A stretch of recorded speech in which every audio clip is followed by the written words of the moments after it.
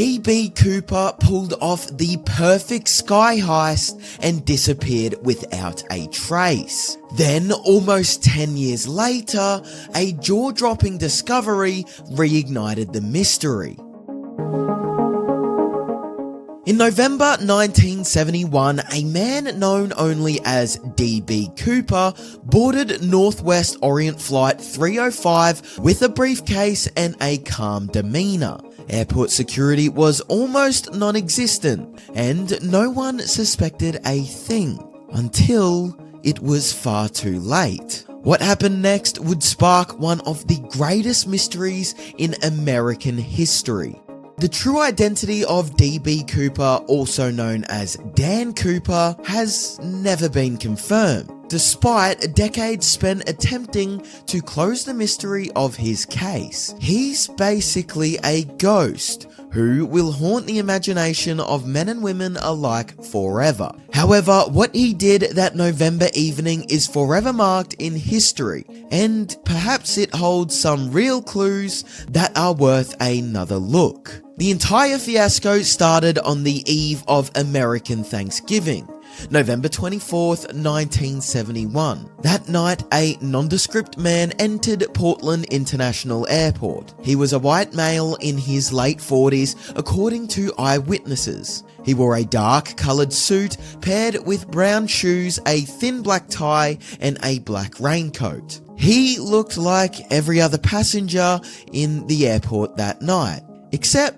for one little detail. If there was one thing that may have made Cooper stand out to people watching that night, it may have been his lack of luggage. Cooper approached the flight counter with only a briefcase and a brown paper bag in his hand, which may have raised a few eyebrows. However, perhaps people reasoned he could have been a businessman attempting to return home for the holiday weekend. That, paired with another notable fact, likely helped him escape any suspicion. Cooper approached the flight counter for Northwest Orient Airlines. He brought a one-way ticket to Seattle on flight number 305, a short trip up north. It would only take them 30 minutes to leave Portland and arrive at Seattle-Tacoma International Airport. It's likely no one thought anything particularly dangerous could happen in 30 minutes of airtime, but they'd soon discover the truth. Cooper paid cash for his ticket. As such, he left no trace of himself at the ticketing counter. Even his name was that of a ghost. His ticket listed his identity as Dan Cooper. However, in the days, months, and years to follow, no one by that name would turn up. That night, Dan Cooper, the businessman, was just one of many passengers looking to get to their final destination. Only Cooper knew that they definitely wouldn't have a smooth arrival. When it came time to board, Cooper got on the plane just like all of the other passengers. He moved to the back of the plane where he took the last seat in the last row, 18E. You'll want to remember that for later. While they were waiting to take off, Cooper was calm. He even ordered a drink from the flight attendant, a bourbon and 7-Up. He was biding his time. Commercial travel was not the massive business that it is today, especially on such a short trip. Cooper was one of 36 passengers that were aboard the plane that day. On top of that, there were just 6 crew members, the captain and the first officer, a flight engineer, and 3 flight attendants. Veterans of flying, none of them had any idea that this was anything other than a typical flight. Flight 305 took off without issue. They left at 2:50 PM PST, local for Portland, exactly on time.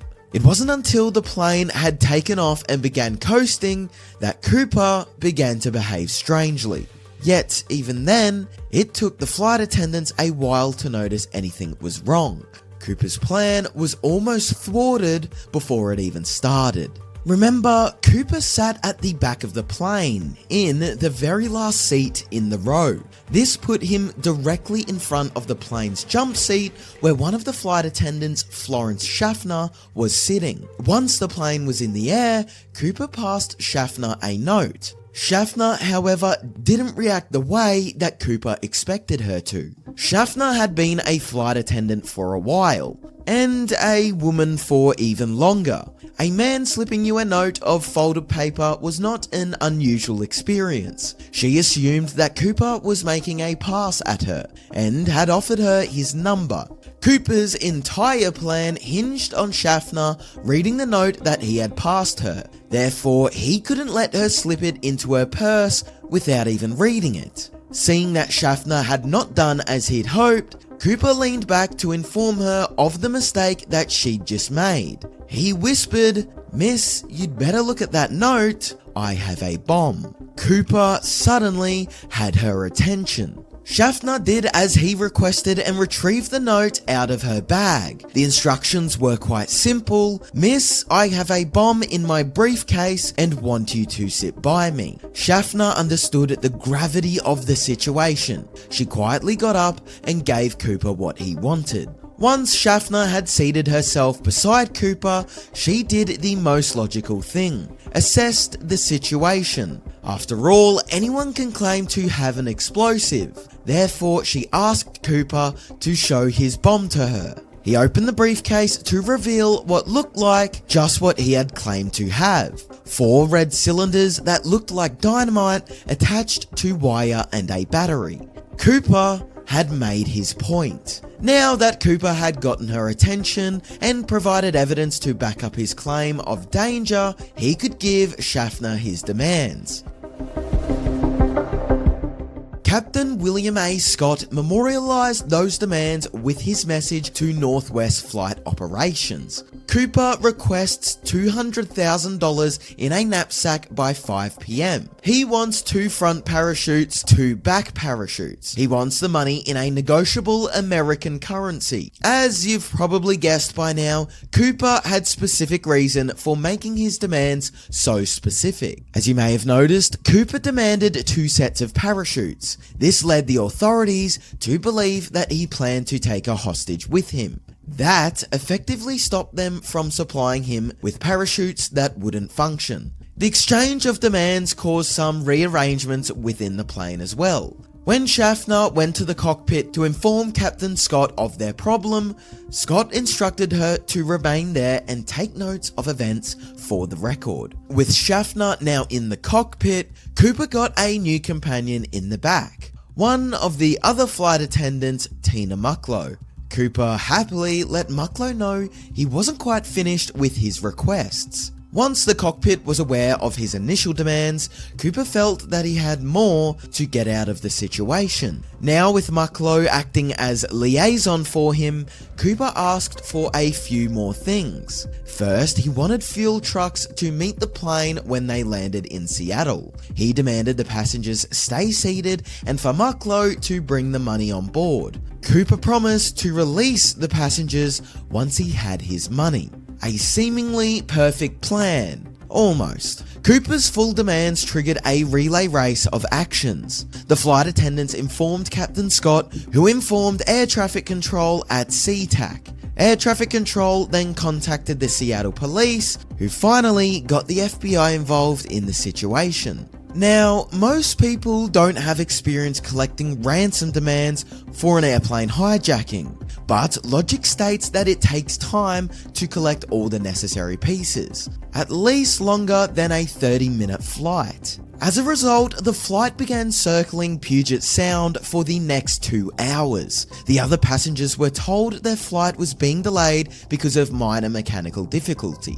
However, considering the next series of events, they likely suspected something much bigger was wrong. For one thing, the passengers barely received service from 2 of the 3 flight attendants on board. Cooper forced Mucklow to remain at his side during the entire flight, furthering his case that he intended to take a hostage with him when he left. But Mucklow discovered one thing about Cooper during this period of waiting.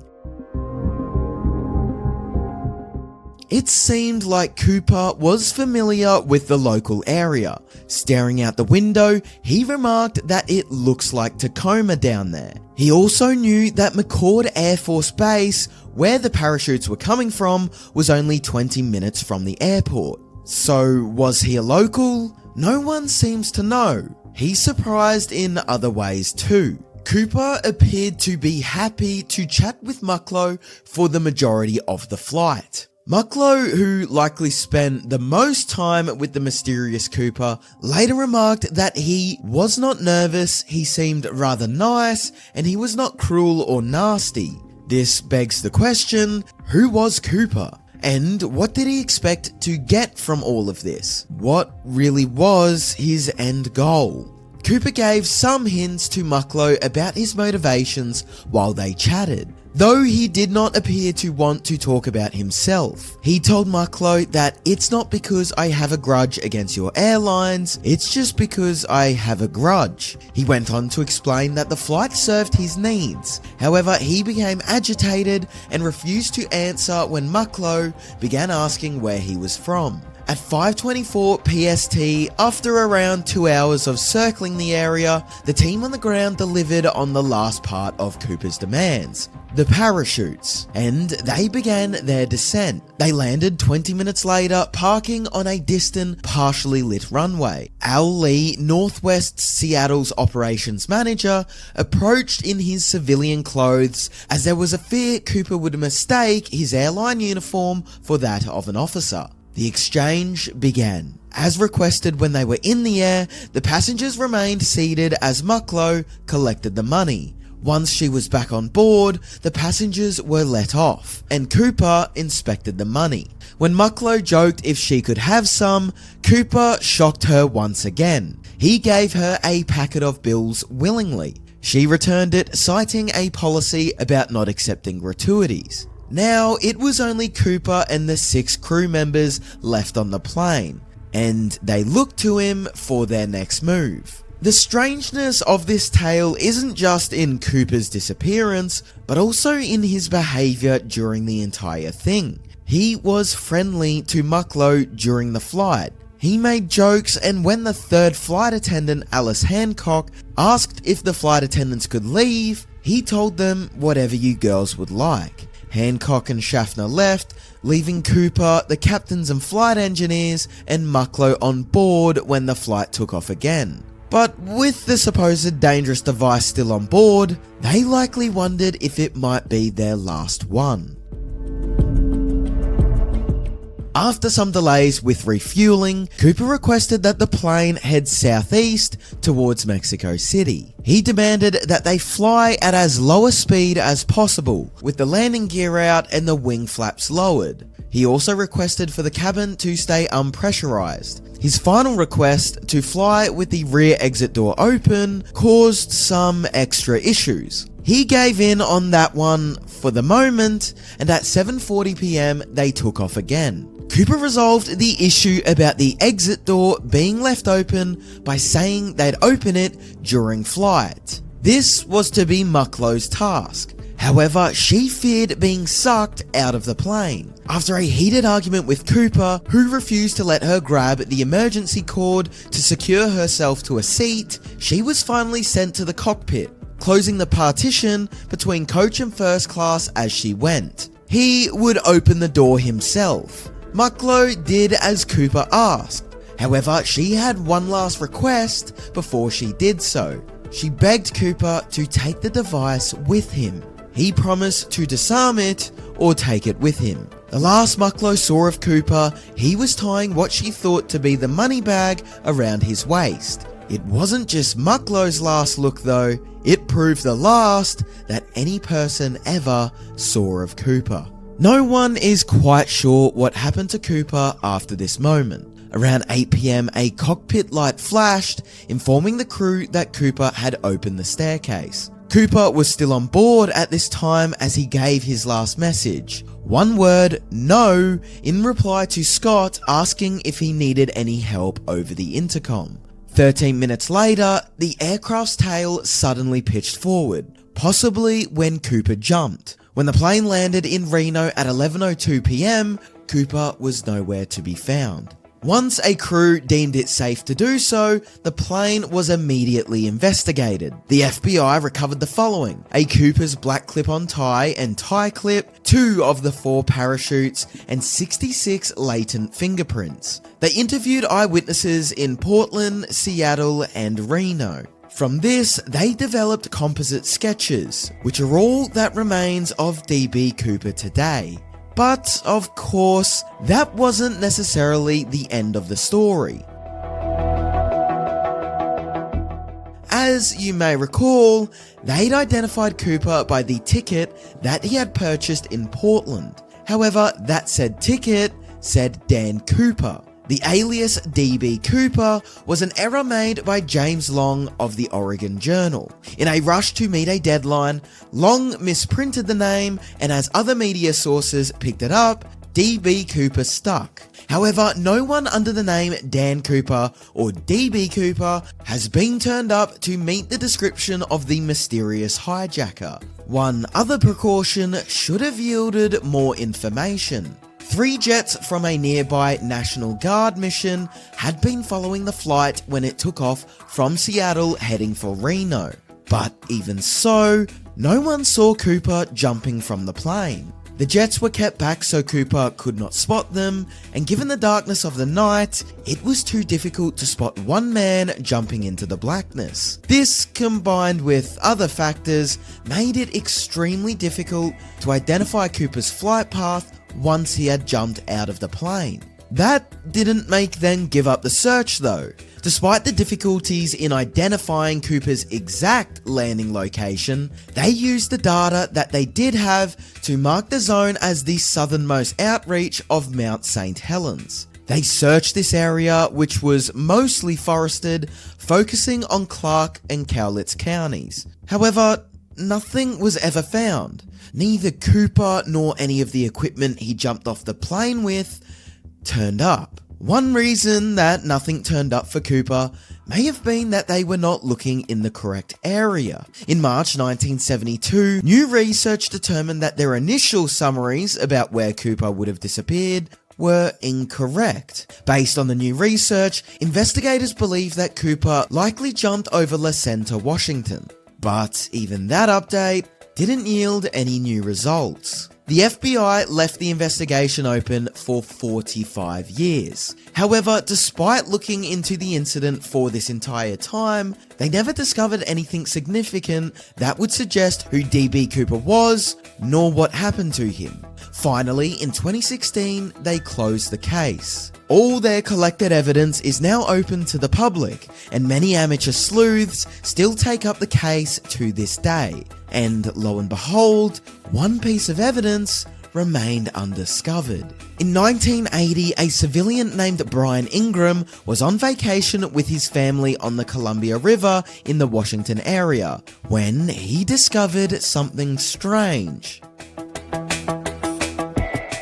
3 packets of cash deteriorated by the elements but still in their rubber bands. FBI techs confirmed these to be a portion of the ransom money, arranged exactly as given to Cooper almost 10 years earlier, with one exception. One pile was missing 10 bills. Too exact a number for chance. If they ended up there naturally, they should have floated separately and would have turned up 2 or 3 years later, not 10. And other testing supports that they couldn't have ended up in the water until several months after Cooper jumped. So, in the end, the bills just continue to add to the mystery. Initially, the FBI concluded that there was no way that Cooper could have survived his jump. Many still believe that as the ransom money was never spent, where did Cooper and the money go, if not into the afterlife? However, in the years that followed, several copycats made similar jumps, and most survived, with far less skill than Cooper appeared to have. In other words, he could still be out there, or perhaps someone who knew him and his plans could. Over the years, many men have been linked to the Cooper case, either by self-confession or theories made by strangers and loved ones alike. However, in every case, something doesn't add up. Perhaps one of these men is D.B. Cooper. Or maybe not. It's been over 50 years and we still don't have any answers. If you enjoyed this Factinate video, give it a thumbs up and subscribe for more incredible stories. Want to say in who we cover next? Join our membership program through the link in the description for exclusive perks. Your support means everything to us. Thanks for watching and we'll see you in the next one.